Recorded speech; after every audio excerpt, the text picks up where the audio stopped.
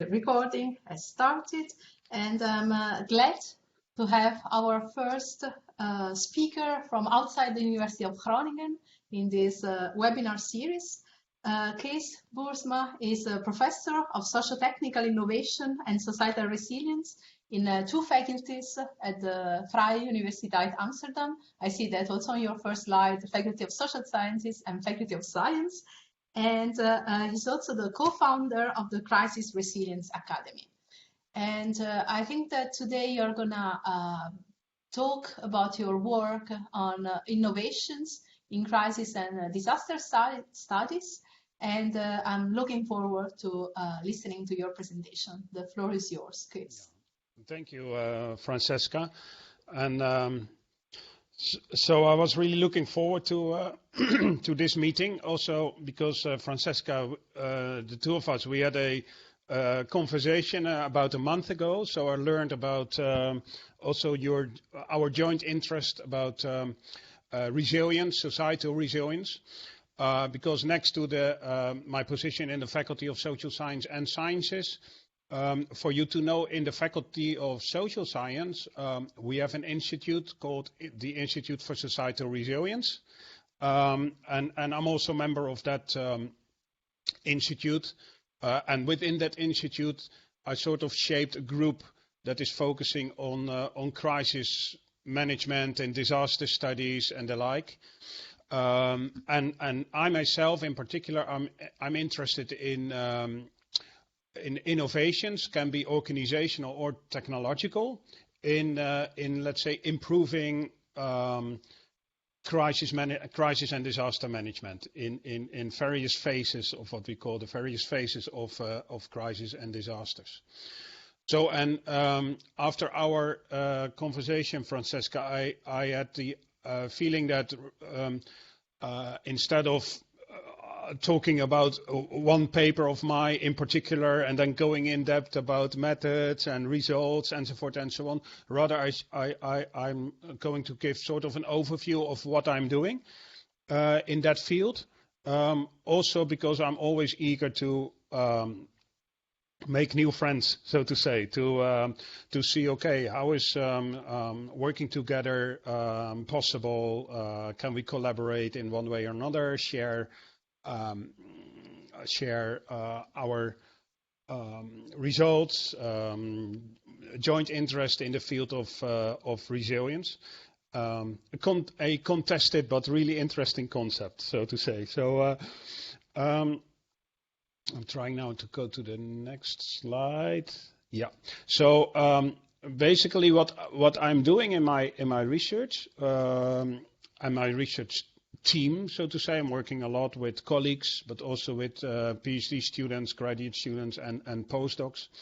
I'm really interested in sort of the interplay between, or the interaction or the collaboration between formal authorities, between response organizations, formal response organizations. Think about the Red Cross, but here in the Netherlands, safety regions, in the humanitarian actions, NGOs and the UN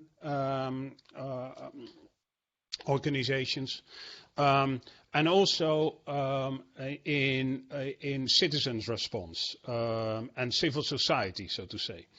When it comes to formal to the government, actually, not governance, but government, I'm interested in looking at formal authorities. When it comes to the formal organizations in crisis response, I make a distinction between established organizations, also organizations that have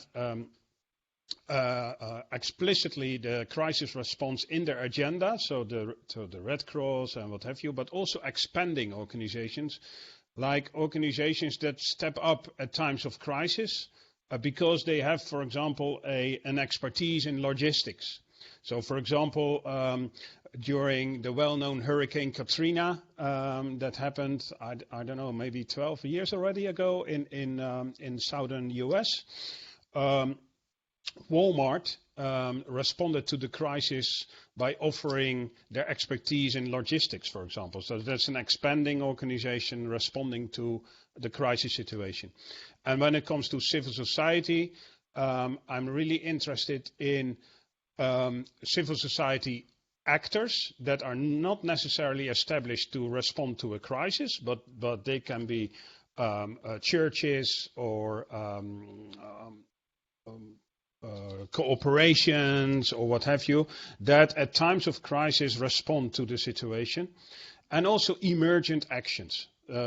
Those are in particular spontaneous volunteers that come into action, and that can be people like you and me, basically, willing to respond to a crisis, offering help in one way or another. And there are tons of examples of extending and emergent organizing citizens and civil society actors. Well, this is sort of a triangle that I show because what is really at stake in my own research is questions of coordination. So there are different forms of actions visible by those actors. And then the question arises, okay, should those actions be aligned in one way or another? And if so, how? Who then is responsible for doing that? And in addition, what kind of new organizational forms do we see arising in the attempt to align the actions of the different actors? And also, what kind of new technologies are then used, developed, or utilized also to make the alignment happen? And a first sort of disclaimer already is that I'm neither a believer in the perfect organization that will make this happen, nor in the technology as the solution, but rather I'm interested also in the choices that are made in developing new organizational forms and also technologies, information technologies in particular. So that is my broader sort of research agenda that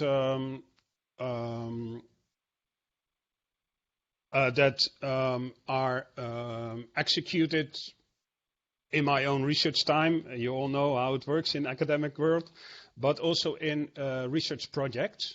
From 2014 to 19, I run a NWO project called Smart Disaster Governance.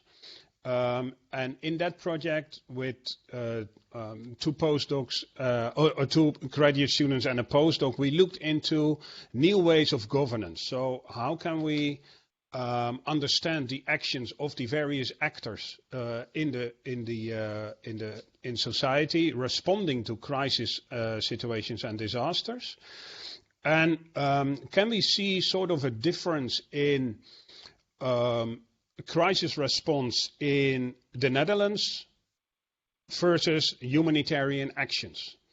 So in the Netherlands, we work together with various safety regions, including the safety region of Groningen. That was a partner in the project. But for humanitarian actions, we work together with Oxfam Novib and Cordate in particular. And what was one of the outcomes of this research is that it is really important to understand the governance context in order to understand how the different actions can be aligned. So in the Netherlands, basically, there are many organizations with established organizational practices and routines, highly bureaucratic, so to say. So it's quite busy when it comes to formal authorities and formal organizations responding to crisis situations in the Netherlands. We have seen that during COVID-19. But you in particular in Groningen, I should say, also face that when it comes to the response and reactions towards the man-made earthquakes in Groningen, and actually that was one of the cases in this project. So that you see that there is there are many formal response organizations, many formal authorities that have a really difficult time to align their actions. In the humanitarian action, it's really interesting. And one thing I should add to that, they are also busy with themselves. Rather than looking at, hey, what are societal partners, what are civil society grassroots initiatives that we can then collaborate with. In the humanitarian response, it's quite the opposite. It's quite different, honestly, because quite often we have to deal with quite often with a weak state, with a state that is asking for external help. So there is an international responding communities that then is coming to that disaster scene. And the coordination actions are then basically done horizontally. So, and then the question is, what kind of coordinating actors can take the lead, so to say, in bringing all those parties together? What is really strong in the humanitarian actions is the citizens' actions. That doesn't say that it is without problems, but what you can see typically is that because there is a weak state, because there is not too much formal help from formal authorities and response organizations, the society actually steps up. This project has been continued in two European research projects. The one is LINKS, of which I'm the project leader, so to say. And that is okay, given the difficulties of coordination and collaboration, how can we utilize social media and crowdsourcing in improving crisis and disaster response? And this is a project with 16 partners in 6 different countries related to different hazardous situations. So we are looking into earthquakes in Italy, but flooding in Denmark, drought in Germany, and in the Netherlands we are looking into industrial hazards, in particular in the southern part of the Netherlands. You might know the chemical plant Camelot.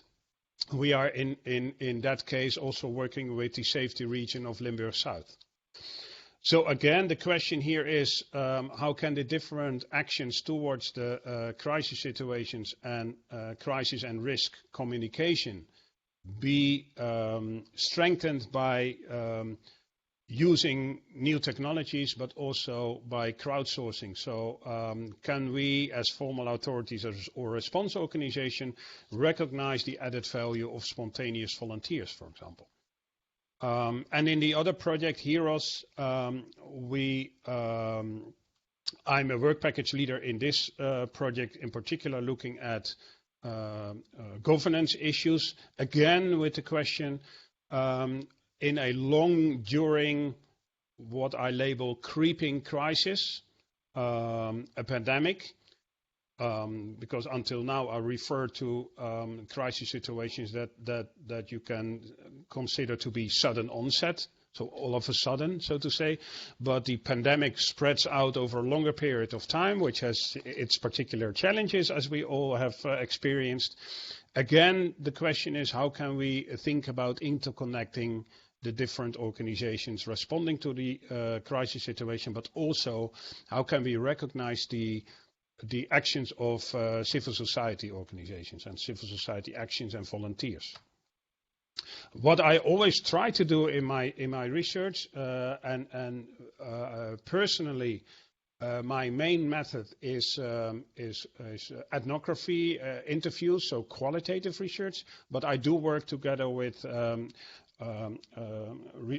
colleagues with a background in social psychology, for example, more interested in quantitative research, but also with computer scientists who are then working with whom I'm working on, let's say, modeling the interactions between different organisms. Really fascinating field. It's not necessarily my field of expertise, but that's what I do in multidisciplinary research projects. What I always try to do is talk to the people who are affected by the crisis situation and see how they, with the means at hand, you can call that bricolage, or you can use other terms to understand what's going on, but at least to understand what is their action towards the crisis situation, also in situations in which they have to wait, so to say, for the formal response organizations to come to the scene. And in any of the crisis situations I studied, so this is an example of a response by Luna Casey, whom I met in Kathmandu in 2015, shortly after the earthquakes happened in Nepal. That was also a case study in the NWO project. I spoke to her and she had a testimony how she, with her family, was able to respond to the crisis. At the same time, also struggling with understanding what was going on, so information and gaining information about the situation, but not only about the situation, but what are the formal organizations and authorities and international responding communities, what are their plans, what are their actions, and are they coming to our village with top-down help, or are we able to align our actions that are already put in place with their formal response? And that was a real struggle. Interestingly, Luna Casey, she lived in Kathmandu, but she was an external PhD student to the Wageningen University. And 3 years after the earthquakes happened, she graduated there, and she was also using her personal experience in her PhD thesis. Maybe a bit exceptional that she was a graduate student, but it is to recognize that in the local situation, in local communities affected by crisis situation, there is a lot of knowledge, really, and a lot of local understanding of the situation that formal response organizations that come to the scene delayed are often lacking. So again, I'm interested in aligning those two sort of streams of response. One of my sources of inspiration, so to see, is this book. Maybe you are familiar to that book, but if not, I definitely recommend that book. It's called A Paradise Built in Hell, written by Rebecca Solnit. She's I should say, research journalist from, I think she lives in New York, but she's from the US.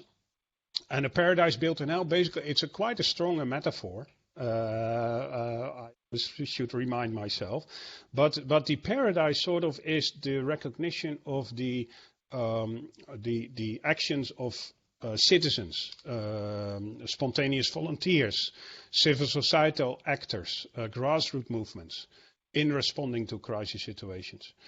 And the hell, then, quite a strong metaphor indeed, is not necessarily the disaster, but it is the inability of formal authorities and formal response organizations to align with the actions. And this is not necessarily a blame game to say, hey, we don't need formal organizations, we don't need formal authorities.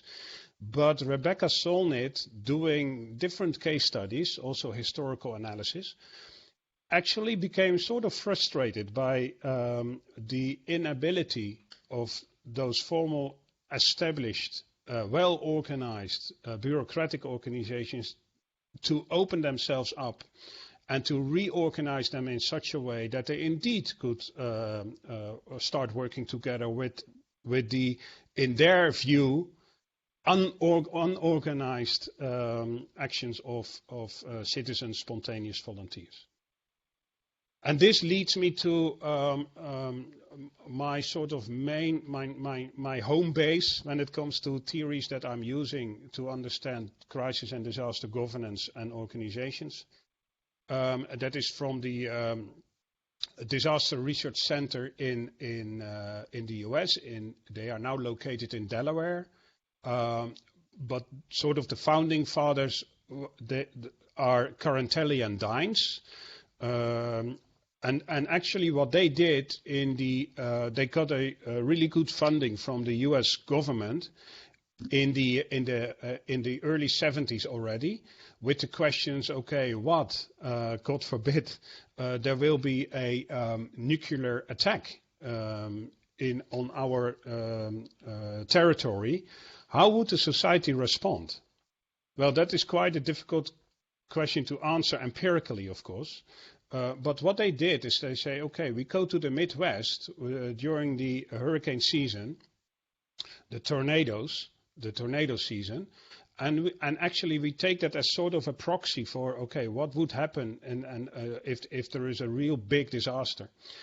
And a bit to their surprise, they went to the Midwest and they saw how local communities were already really organizing themselves in such a way that they not only were responding to the crisis but also preparing for a disaster to happen, with all kind of shelters that they built for themselves and so forth and so on.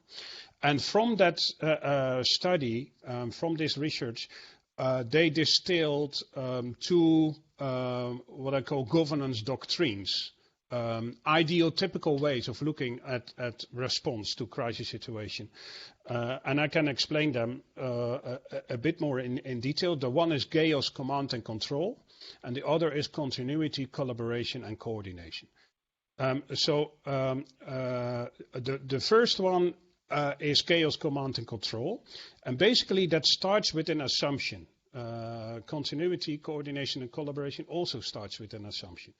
And the assumption in this ideotypical response is that society turns into chaos when there is a disaster, when a disaster strikes. And that is quite a strong belief still when it comes to a reflection on crisis situations and disasters for that matter. The idea that there is chaos, that people are starting to run and do all kind of things in an uncoordinated manner, that we should then bring chaos back into control, because that is the reflex. If you consider the society turning into chaos, and that is a term that is often used also in the media. If you know it and you have an ear for it, you'll hear that over and over again. Then the reflex necessarily is, okay, chaos is potentially a big threat also to formal authorities and organizations. We should be back into control. And what kind of organizations are typically established, well suited to fight chaos? Those are organizations that have command and control principles as their core business, so paramilitaristic organizations. Civil society actors, they are not trained in that fashion. They are not trained or organized to respond to a crisis in the first place. But they step up with whatever means at hand.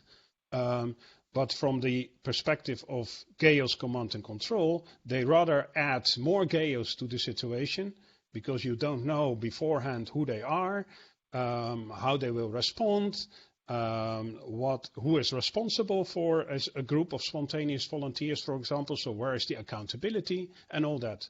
Citizens then are seen as passive actors. They need to be rescued. The worst, they should be stopped by doing anti-social behavior like looting. So this is really still a strong doctrine, paradigm in crisis response. There is a growing interest and also recognition that this picture is actually not doing justice to what we see during crisis. Of course, during crisis and disasters, there is devastation. And of course, people will start to behave in particular ways, but there is also an awful lot of continuity in society. People still have neighbors. People are still members of organizations. They are still able to mobilize themselves, to coordinate among themselves.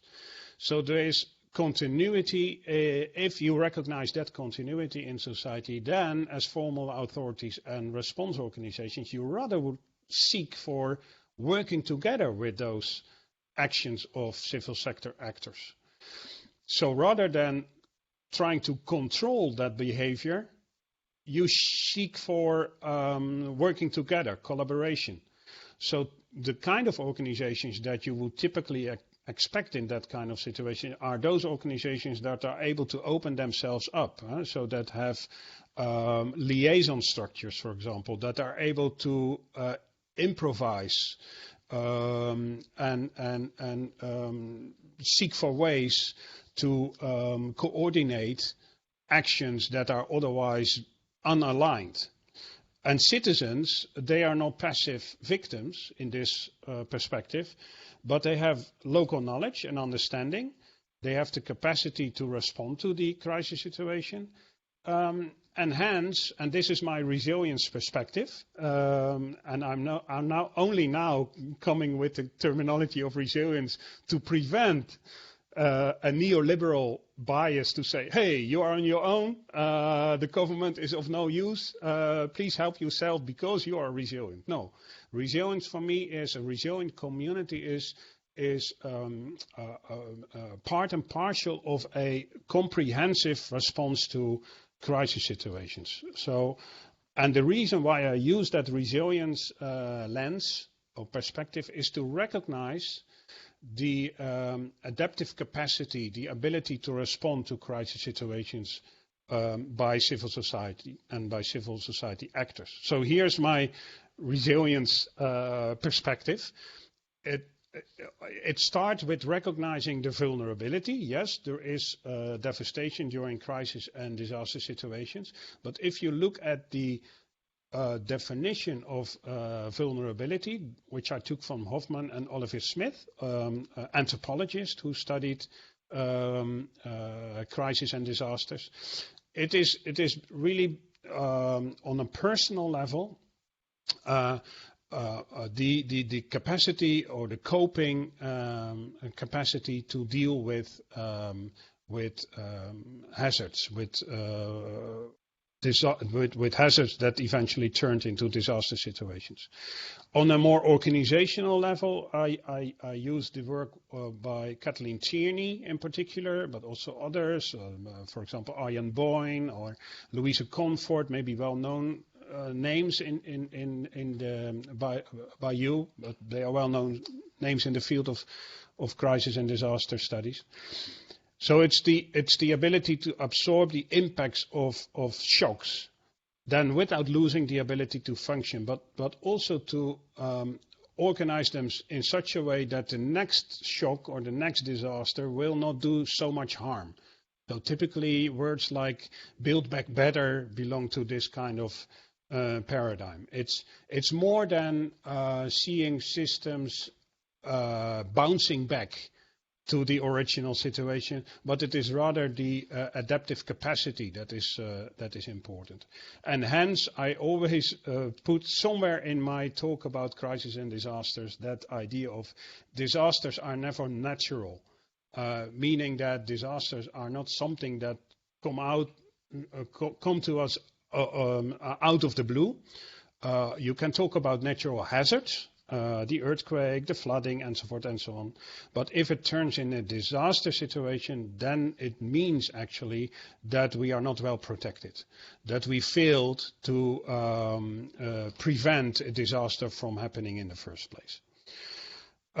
Zooming in on resilience, I look at community resilience, and then also here there are many things to say, but here's also where my technological perspective comes in, because if there is that need for coordination and collaboration between formal authorities and response organizations at the one hand, and then civil societal actors at the other hand, the coordination and collaboration it's easy to say, but quite hard to achieve.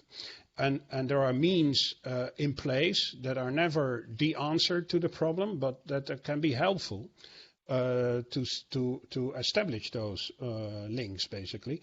And in crisis and disaster studies, gaining information about the situation and also about the situation evolves over time is really important. So information and information systems and technological means for data collection, data analysis is really important. Now, one platform that really inspired me in also my own research is called Ushaidi. And Ushaidi is established, I think about 2007, I think, in Kenya by Juliana Rotich in particular, but also by others. And the idea of this platform, Ushaidi, is in Swahili, it's called testimony. It's the idea that citizens actually are carriers of really important information and also data that they can share among each other through an online platform. And on that online platform, they, for example, post the situation in their own community about the crisis situation, what is the need for help, but also what they can offer themselves. And that information then is plotted. You see that at the right-hand side, a map of Haiti in which this idea has been used by local communities. The dots on the map basically are referring to a needs assessment. So, okay, in this particular place we need water and sanitation, for example. But it is also showing on the map the kind of facilities that are still in place and working in Port-au-Prince, the capital city of Haiti that was also hit by an earthquake.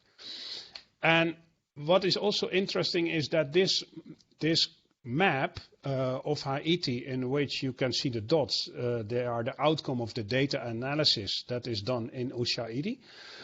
That is also validated by the diaspora, by Haitians living in the US who were working together, answering the formal response organizations, in particular the UN, who sent out questions about, okay, what is going on in this particular neighborhood? How many hospitals are still in place? We see footages of and pictures of buildings that are collapsed, but we don't know if it is a school or is it a hospital. The local knowledge then can be used because people can report on this, but also the diaspora looking at the footages in relation to the map and the dots on the map could say, hey, but this I know is a school. Because, you know, I lived in that neighborhood and so forth and so on. So this is an online platform, a technological tool that can be used in relation between and facilitating the interaction of the local communities, carriers of information at the one hand, and the formal response organizations at the other hand. So then the platform becomes sort of an intermediary between formal response and grassroots local response. How much time do I have? Okay, so maybe 5 or 10 more minutes.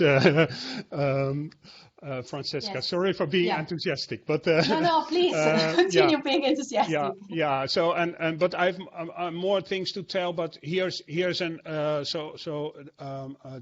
this idea also has been used in Nepal. So when I was in Nepal in 2015 with my graduate students and postdocs, we did an interview with Rai Buttakoti, who was the founder of Kathmandu Living Labs, and street mapping. Basically, he is trained at the University of Illinois, where he did his PhD in street mapping. So we now all know about street mapping and Google Maps and all that. But by that time, it was a bit more on the forefront. And what he did is with his volunteers. So this is at the left-hand side a picture of Naima Rai at the conference that we had in Amsterdam. So it's a picture taken when he gave a keynote, and on it the slide that he showed, this is the team of volunteers that he started to work together, harvesting local information provided by volunteers, by people living in neighborhoods, actually giving their needs assessments to this team of volunteers. And they were able to validate that information because, as we now all know, by that time it was a bit different, but we now all know that there is also a lot of, let's say, fake news or on social media and data that is not, let's say, validated. But they were able to validate that information vis-a-vis their knowledge, but also the social network that were embedded in. And they plotted that information on the map of Nepal, so that formal organizations like the UN, in particular UN OCHA, the branch in the UN organization that is responsible, that is stepping up for the coordination practices. And I went to their headquarters in Kathmandu, and interestingly, they had a lot of maps. So in crisis and disaster response, you might well, if you know that field, there is a lot of maps and also geographical information systems. But interestingly, on their walls, there were all kind of maps that were the outcome of the actions of the volunteers. That for me was really interesting. So it has been this action has been labeled by Patrick Meyer, a well-known scholar from the US, who wrote a book about digital humanitarians. So that basically digital humanitarians are the intermediary actor, so to say, between the formal response organizations and volunteers. So it's really put in place, and it is actually growing. Also in different global initiatives, the recognition of these kind of not perfect but solutions about aligning different actions of otherwise isolated groups. But maybe that is for the next time. Otherwise, it will take too much time. So until now, I mainly talked about the response phase to crisis situations, but what is a new sort of kid on the block is hey, we shouldn't wait for disaster to happen for a crisis that gets out of hand, but instead we should also try to understand how we can use these kind of technological platforms, but also other means of organizing ourselves for early warning, early action, and disaster risk reduction as a sort of a new trend in crisis response and management. So rather than waiting for a crisis to happen and then using data systems and platforms and all that to respond to the crisis and to the needs assessment, rather see how we can collect global and local data before the crisis strikes. And this is basically what is an action by the Dutch Red Cross that I'm regularly working together with. What they do is actually they go to situations like in the Philippines, but also Malawi, that are regularly, seasonally hit by heavy weather in particular, tornadoes and heavy storms, but also flooding. So you know that they are going to happen, but not exactly when, and also not exactly what part of the city or the village will be hit. So what they do actually is they start to collect that global data by weather forecast stations, satellite data. They link that to local understanding and local data.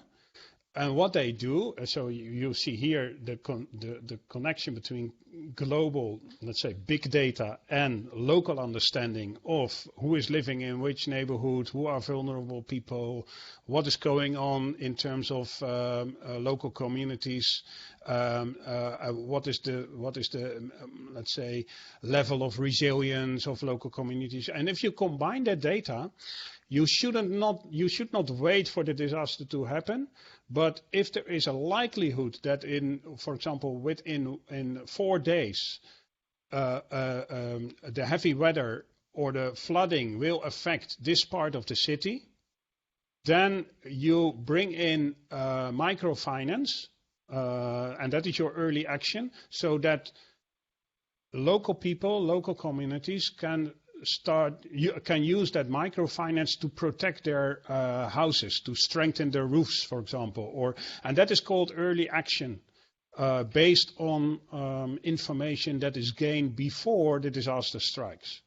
And this is an example, but it is really a new sort of paradigm in crisis and disaster studies. Building resilience into local communities to prevent a disaster from happening. The hazard is still there, but we shouldn't wait for the situation to get out of hand and strengthen the local communities and making them more resilient. Also with working with them, not with imposing the data. So and this is a really big challenge. And now I speed forward because I had many things in mind, talking about this is part of an ecosystem and all that. But rather I give sort of my research agenda. This for me is in the projects that I'm doing always the challenge. Hey, there is that formal response by formal established authorities and responding organizations. They have all kind of protocols in place about legitimation, about accountability, about needs assessment. There is what is called an upward accountability. So they are not so much necessarily accountable for what is going on at the local level, but rather for their donor organizations, right? We all know that problem. But at the other hand, there is that civil society and grassroots social movement action, which is flexible, hard to predict. It's not unorganized. But organized in a variety of ways. So how can we bring those two sort of separate fields, organizational fields, together? And hence my resilience approach. So adaptability, the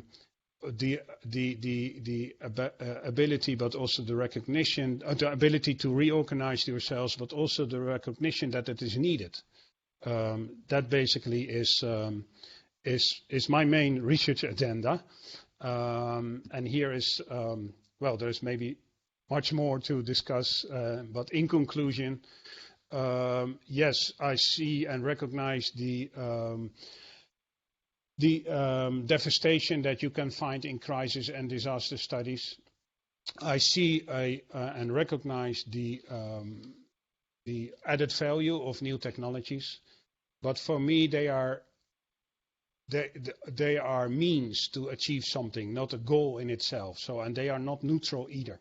So when you bring in new technologies, when you bring in new organizational forms, I always also try to recognize, hey, what are the intended but also unintended consequences in terms of inclusion and exclusion, but also, and that's a side remark, but quite important also to take into consideration is how to protect the vulnerable people when you start to share data. So privacy is really an issue and all that. But yeah, so this is my sort of resilience perspective when it comes to crisis and disaster management, and my focus on coordination and collaboration. Thank you very much. I think I will. Yes. No, thank you.